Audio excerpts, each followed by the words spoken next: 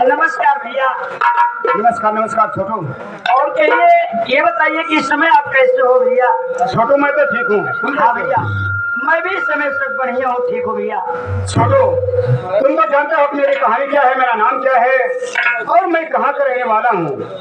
जरूर भैया। भैया बाबू माँ बहने सब बैठे हैं, सबको इन सब लोग को नहीं मालूम भैया। आप आए तो आप अपना परिचय आप स्वयं दीजिए भैया, तो अच्छी बात है। ठीक है छोटू। जरूर भैया।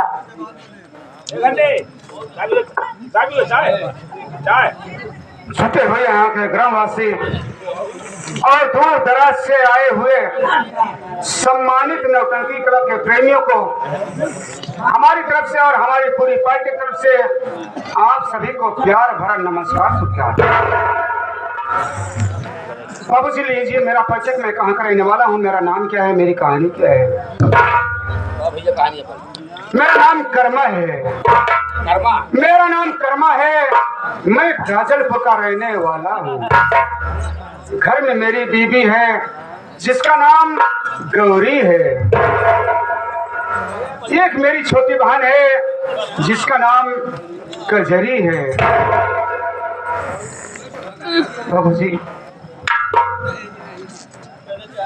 हम भाई बहन जब छोटे थे तभी हम भाई बहन को छोड़ करके मेरे पिताजी और मेरी माँ भगवान को प्यारे हो। माता पिता के मर जाने के बाद मैं अपनी बहन कजरी को पाल पोस कर सियाने किया और जब वो शादी की योग हो गई तो मैं अपनी बहन कजरी की शादी नैनागढ़ लाजवंती भक्तन के बेटे पर्वत के साथ। प्रभु जी शादी करने की बात, शादी में सेठ कड़ोई मल के हाथ से 5,000 रुपया खर्चा लाया था। 3 साल के दिन बीत गए। 3 साल के दिन बीत गए, सूत मोर मिला करके 9,000 रुपए कर्जा हो गया। अभी तक सेठ कड़ोई मल का ये पैसा कर्ज नहीं दे पाया। बहन की शादी में लाजवंती भक्तिन को 50,000 रुपया दहेज एक मोटरसाइकिल में माना था। आज तक न तो 50,000 रुपया दहेज दे पाया और न ही मोटरसाइकिल। जब मैं अपनी बहन कजरी के घर जाता हूँ मुलाकात करने के लिए तो लाजवंती भक्तन कहती है, कर्मा जब तक तू 50,000 रुपया दहेज नहीं देगा तब तक तू अपनी बहन कजरी से नहीं मिल पाएगा। प्रभु जी जिस घर में दिन रात मेहनत करने के बाद शाम को पेट भर की रोटी न मिले वो इंसान 50,000 रुपए दहेज कहाँ से देगा। कहा गया है देने वाले किसी को गरीबी न दे, देने वाले किसी को गरीबी न दे, मौत दे दे मगर बदनसीबी न दे।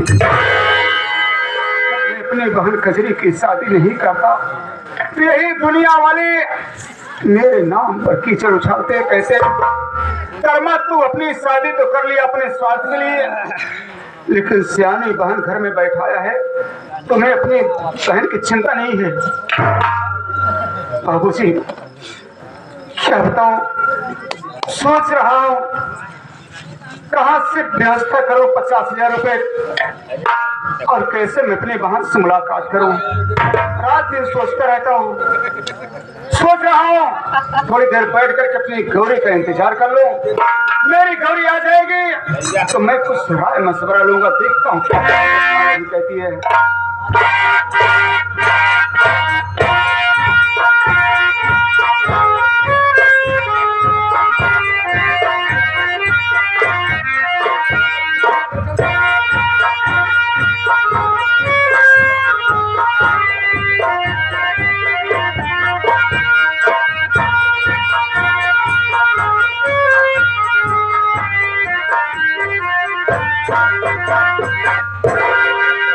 नमस्ते भाभी। और कहिए भाभी ये बताइए कि इसमें आप कैसे हो भाभी? मैं तो ठीक हूँ छोटो। हाँ भाभी। तुम्हारी तबीयत कैसी है? देखिए हमारी तबीयत बढ़िया है, मैं इसमें ठीक हूँ भाभी। छोटो चलिए भाभी। ये बताओ तुम्हारे भैया कहाँ हैं? देख भाभी ये भैया काफी देर से आए हुए हैं, बैठे हैं और बैठकर तुम्हारे इंतजार कर रहे हैं। तुम्हारे इंतजार में भैया बैठे हुए हैं भाभी। क्या मेरा इंतजार कर रहे हैं? जरूर भाभी। चलो छोटो तुम्हारे भैया के पास चलते हो। ठीक है चलिए भैया, उनसे कुछ बातें करनी है।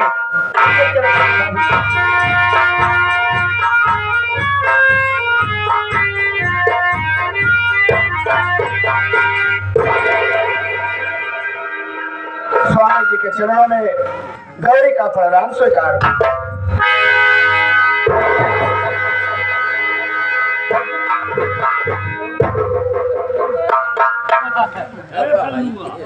गौरी क्या स्वामी जी आ गए? मैं तुम्हारा मैं तुम्हारा इंतजार कर रहा था। स्वामी ये मैं क्या देख रहे हो? मैं जब भी आपके पास आती थी आप हंस के मुझे गले से लगा लेते थे, लेकिन आज ये मैं क्या देख रहे हो कि आपकी आंखों से आंसू बह रहे हैं। क्या आपके आंसू का कारण मैं जान सकती हूँ? एकदम राइट। आखिर तुम्हारे सिवा मेरे पास है कौन? सुनो मैं बतला रहा हूँ।